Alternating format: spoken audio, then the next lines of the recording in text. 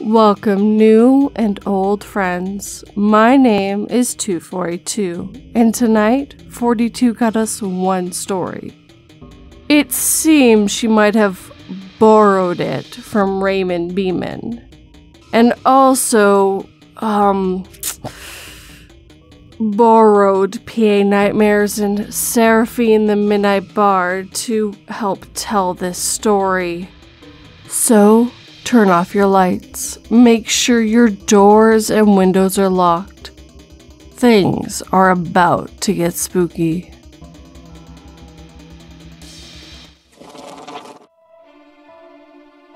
I was waiting in line at the doctor's until some jerk decided to cut in front of me. Even with all the doctors around, no one can stop that much bleeding. If you're enjoying this video, hit that like button and make sure it feels it. Count to 10 by Raymond Beaman. When there is fear, you must not fret. Fear is just a name for what has not happened yet. When it is dark, things may seem scary, but just count to 10 and you will see that they are all just imaginary. My brother used to repeat this mantra to me when we were just children. My mother died of a horrible illness when we were young, and it didn't take long after that for my father to become distant. Really, growing up, me and my brother only used to have each other. I remember being so young. After my mother left us, everything seemed so scary. During thunderstorms, on nights where the wind and the rain would seem to take on an entirely different form, my imagination would, as young imaginations do, run away with itself. My father was no longer able to offer any kind of reinsurance, so naturally, I would seek shelter in my big brother's room. Do not worry, he would whisper as I sank into the bed with him, pulling the covers close to my face in an effort to shield from the creepy darkness of the storm. Just count to 10, Nancy. Since then, even now that I'm on the cusp of 20, his words have still lingered on. I'm unashamed to say that I have counted to 10 many times in the subsequent years since then, and every time I do, I feel like that small, scared little child hiding from the rain. The night it happened was no different. My father did not last long. The years following my mother's passing were nothing more than a massive binge for him. He began to indulge heavily in alcohol, far too heavily. The day that his liver finally decided it had enough was the same day that he called us into the hospital to see him. Josh, Nancy. He spoke softly. The house will be yours. That was the only fatherly thing my father ever did for us. A few days later, he was gone. Now, I'm 19. My brother and I have lived happily ever since. After the house passed to us, we no longer had to worry of a roof or a shelter. We managed to sustain ourselves, our jobs paying for all the small amenities that our lives would inevitably require. One day, my brother brought me a small pocket knife. It was a small blade, its handle nondescript, but the blade adequately sharp. I cannot be with you all the time. He told me, handing me the small object. And I need to know that you are safe, even when I am not with you. Although I was no longer that scared little girl running from noises and flashes of lightning, it still felt comforting to know that my big brother was still my protector, that he was still my light in the darkness, my night. The evening that all happened was like any other. It was a Friday, and my brother would be away overnight for a party. I would have the house to myself, and I have to admit that after a hectic week at work, I was looking forward to nothing more than a glass of wine, quiet solitude, and, of course, a nice, hot bath. I had already poured the glass, and it sat waiting patiently for me on the sink next to the tub. I moved through the house, latching closed the front door on my way to grab a fresh towel.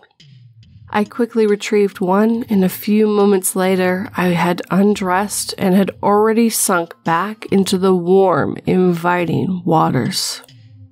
An unmeasurable amount of time passed, my mind blank and my body relaxed.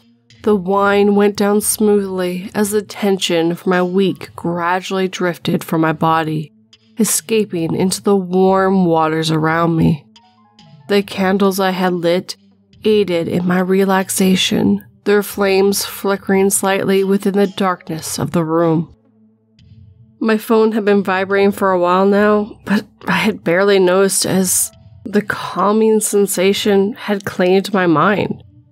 It vibrated straight through the call before I even had a chance to sit up and retrieve it from the shelf in front of me.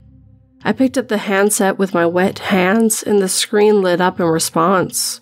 It was Josh. Just as I was about to return his call, a noise claimed my attention. It was small, a distant rumble originating from somewhere out in the emptiness. It was thunder. It roared quietly in the distance at first, obviously originating from a few miles away. It did not take long, however, for it to close the distance to my home, and before I knew it, Mother Nature roared loudly above my head. In an instant, I felt like a small girl once more, alone in the darkness, lost without hope. I felt my heart quicken as the irrational fear took over.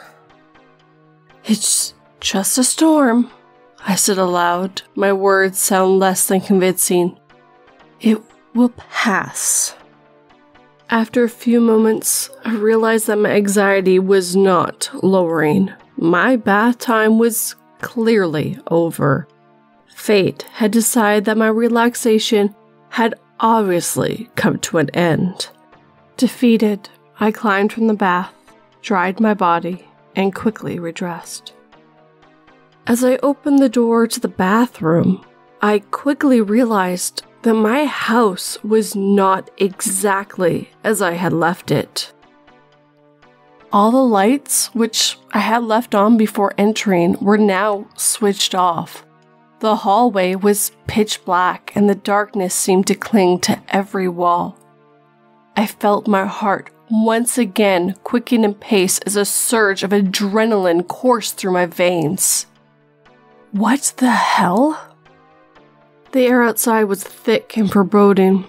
As reality set in, the house was now wrapped in a blanket of darkness, and I was alone, with nothing but the silence and my own labored breathing for company.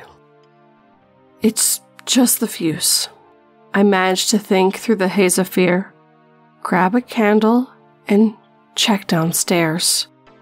It was a simple thought on the surface, a simple task that would require a simple touch, but simplicity had long escaped me, displaced somewhere amongst the shadows which had managed to infest every wall.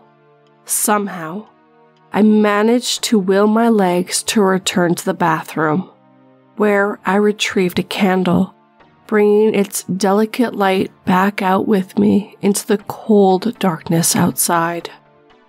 The candle performed amicably. It partially lit my way as I moved towards the staircase. However, it proved a little too efficient as it beautifully lit the muddied footprints on the top step. I instantly froze. For a second, I struggled to comprehend the image. Dumbfounded, I turned, following their path to their place of origin. They seemed to originate from my room before leading into the hallway and finally down the steps before me. As I glanced down the incline of the stairway, down into the darkness which lay beneath me, the horrid truth slowly dawned on me. Someone was in the house. My body began to tremble as realization set in. Someone was here, and they were downstairs, and I was completely alone with them, trapped in a locked house with no means of escape. The air felt thick and rancid as I struggled to maintain my composure. What do I do? My phone would have been the most logical step, but logic has a way of betraying you when you are presented with a situation so utterly terrifying. It would have been sensible to move back into the bathroom, to lock the door, and to call Josh for help. But sensibility is the first commodity to betray you during a storm. Without cause, without reason, my mind remembered the pocket knife. I knew where it was. It was not far. I had kept it close, just as my brother had asked of me. It was in the drawer on my bedside table, carefully stored there since the day that Josh had bought it for me. I could get it. It was close. I just had to be quiet. Thunder clapped loudly outside the window. Although it was deafening, it barely canceled the sound of movement coming from the floor below. An intruder was definitely down there, creeping around in the shadows, waiting. Softly, my feet began to move, guiding me quietly into my room and towards the drawer. As I moved, I noticed the open window in my bedroom, the wind gushing through, drawing my attention to the point of entry. My brain barely registered this fact as I carefully opened the drawer and retrieved the knife which lay within. Slowly, I pushed the wood back into the table and crept back into the silent, black hallway outside. As I did, another sound of movement below claimed my attention. There was shuffling. Someone was definitely moving downstairs, and very carefully by the sound of it. I quickly realized that this was a burglar. The lights had clearly gone out, and someone must have mistaken my property for an empty home. The reason for the intrusion, however, no longer mattered. I was in danger, and I had to act in order to protect myself. I carefully unfolded the blade on the knife as my bare feet made contact with the cold, wooden stairs. There are no words that can be used accurately to describe the pure terror which ensnared my mind. With each step, the fear grew. It coursed through my vessel, woven throughout my body, boiling my blood and burning my soul. The knife shook in my hand as my mind drifted back to those nights so long ago when I would seek the comfort and protection of my big brother. Just like those nights, and just like all the years which came after, I began to count. 1. I carefully took another step. 2. More steps. He's still there, waiting for me. 3. I slowly lower myself down another step. 4. A flash of lightning illuminates the figure below. 5. My heart threatens to burst from my chest. 6. My hands are shaking violently. 7. I'm almost at the bottom. 8. He's hunched in the corner. Do something. 9. He has his back to me. I have to act. 10. The blade sinks into the back of his neck with little effort. The blood was instant. It gushed forcibly from the gap in the wound, shooting straight from the fine space in between the gash and the blade, which remained stuck in place inside the intruder's neck. I instinctively moved backwards as the assailant began to thrash around in surprise, knocking several objects from their resting place and smashing a vase which once sat precariously on a nearby shelf. My mind became numb as the scene unfolded before me. He moved around the room for a few seconds, desperately seeking for a surface to cling to, for an object to stay himself with, but he found none. After a few more moments of flailing, he collapsed heavily onto the floor, face up and eyes wide. Whole body shaking, I instinctively stepped towards him, a bolt of lightning illuminating the room as I neared his final resting place. As the sharp shot of light filled the room, my heart sank as a tear fell heavy from my eye. I was worried. My brother gargled through the thick blood which had begun to ooze from the newly gaping wound. I came home. He continued to gasp for a few more moments as the sound of him choking on his own blood filled the small confines of the room. He splurted and he fought, his breath becoming strained and quick as he desperately sucked on each last breath, until finally he took his last. His chest ceased to rise, but his eyes remained open, locked permanently agape on his last horrifying moments. And all I did was look on, my actions misplaced and the consequences almost too much to bear.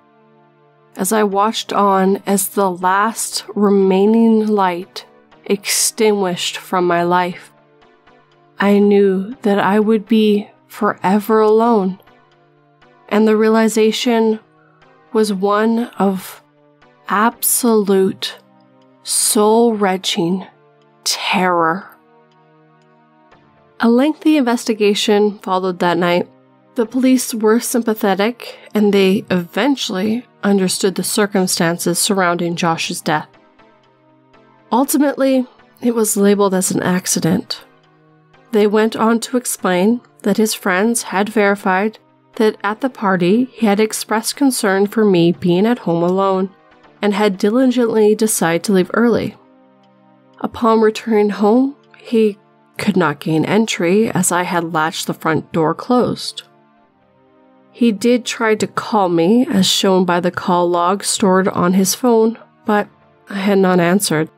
Once the storm had begun, he had drunkenly decided to gain entry into our home by climbing the trellis just outside my room, as he knew that I always left my window unlatched.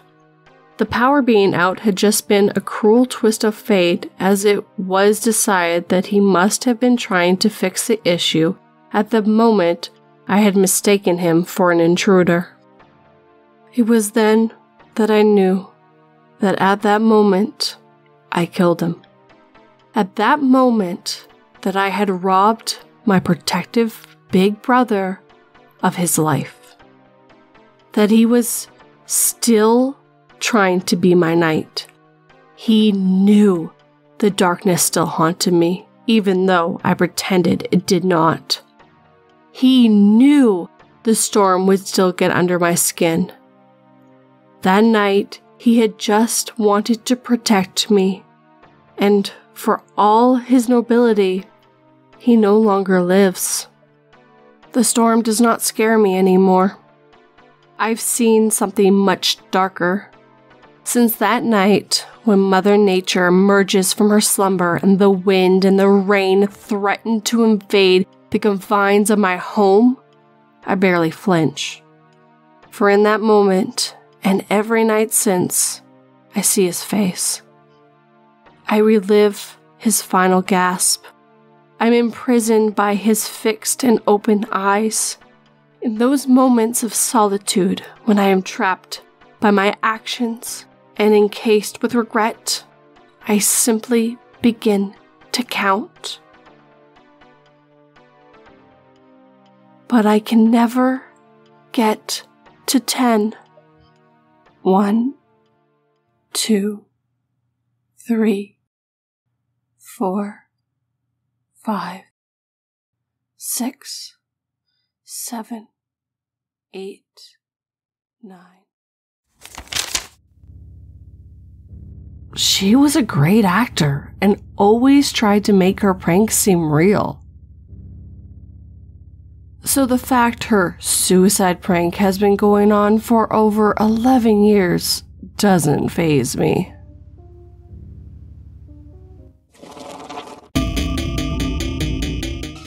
I really hope you enjoyed this story. I know it really got me at the end there. Please make sure you show the author, Raymond, some love. And of course, thank you P and Serafin for being part of my star-crossed family. Make sure to check them out as well. All their links are down below. If you enjoyed this video, hit that like button and make sure it feels it.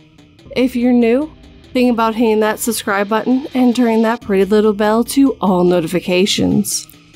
I also have a tree link that will give you all the links to everything, including my Patreon and merch. And as always, tell me what you think down below. But of course, I have a Sunday word to help you if you like. So let's go on to the Sunday word. And last week's word was memory, and I got 2 entries. We're going to go in the order that I got them. PA Nightmares wrote, this story jogged my memory. I need to go feed my captives in the basement. I always forget. The last batch starved because of my horrible memory. Well, go feed them. Go feed them, BA. Jeez, can't let your captives starve. That's terrible. We have to go get new ones. As the Raven Dreams wrote, look, I do everything I can to remember to leave a comment, listen to the video, etc. But seriously, I have a crap memory. I genuinely plan to do things and then just don't. I have a broken brain. Leave me alone. Angry face. No, I will never leave you alone, Raven. Thank you for the comment, though. So the Sunday word for this week is impulse, which can mean 4 different things. A force that starts a body into motion, the motion produced by a starting force, a strong sudden desire to do something, and nerve impulse. So, go down below if you're on YouTube and leave me a comment with the word impulse, or if you're on my podcast, go to my Twitter, @me, and write me a sentence with this word as well, and I will use you in next week's video. But as always, guys, thank you for watching and listening. That really means the world to me, guys. I love seeing comments. I love knowing people are listening to this. It's really awesome. Thanks, guys. Sleep tight and don't let 42 bite.